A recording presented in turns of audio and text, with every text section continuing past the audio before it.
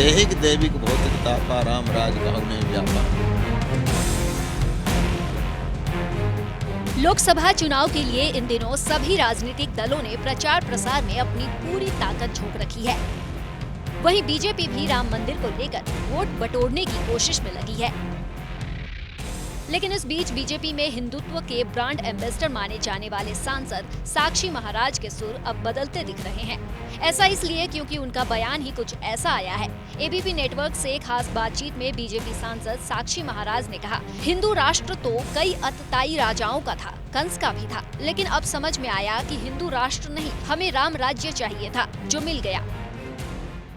बहुत मंथन चिंतन करने के बाद मेरी समझ में आया, हिंदू राष्ट्र तो कंस का भी था, लेकिन ठीक नहीं था। कई आतताई राजाओं का हिंदू राष्ट्र था, लेकिन ठीक नहीं था। लेकिन राम राज्य देहिक दैविक भौतिक तापा राम राज कहु नहीं व्यापा। तो 22 जनवरी को राम राज्य की स्थापना हो गई। इतना बढ़िया राज्य जब मोदी जी ने बना दिया तो उसके आगे फिर हिंदू राष्ट्र का अपना कोई अर्थ नहीं रह जाता है। आगे बीजेपी सांसद ने पीएम मोदी को ईश्वर का अवतार बताया। बोले वो तो धर्म की स्थापना करने के लिए और दुष्टों का संहार करने के लिए आए हैं। जब तक मोदी जी हैं तब तक देश को कोई संकट नहीं आएगा। देखिए, जो मैंने 8 वर्ष की उम्र में संन्यास लिया और मैं एक निर्मल पंचायत अखाड़े का धर्माचार्य हूँ, आचार्य महामंडलेश्वर हूँ। जितनी मेरी से हो सकती है भजन साधना तपस्या मैंने की है। और मैं जो देख पा रहा हूँ, दूरदृष्टि मेरी है, मोदी कोई व्यक्ति नहीं है, मोदी के नेता नहीं है। भगवान ऐसे लोगों को अंशावतार के रूप में भेजते हैं।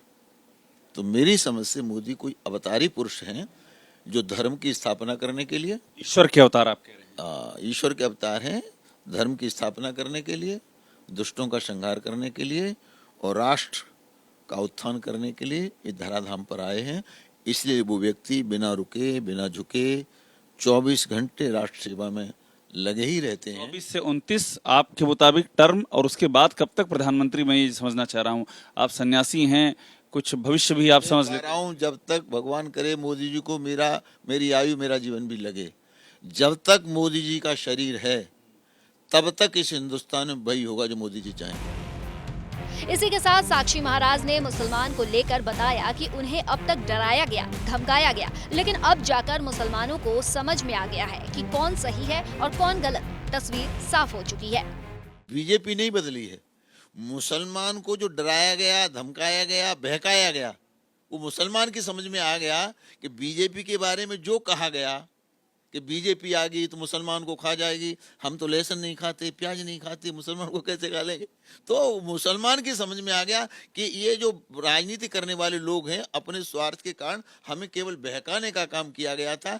जैसा चेहरा बीजेपी का प्रस्तुत किया गया था, बीजेपी वैसी नहीं है, बीजेपी एक अच्छी पार्टी है।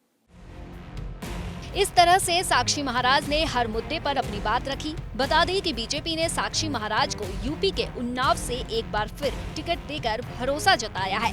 वैसे भी वो 2 बार से इस सीट से सांसद रहे हैं और इस बार फिर जीते तो उनकी इस सीट पर हैट्रिक लग जाएगी।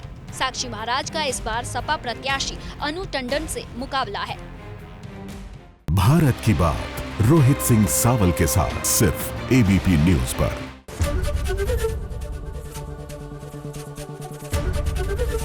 एबीपी गंगा, खबर आपकी, जुबान आपकी।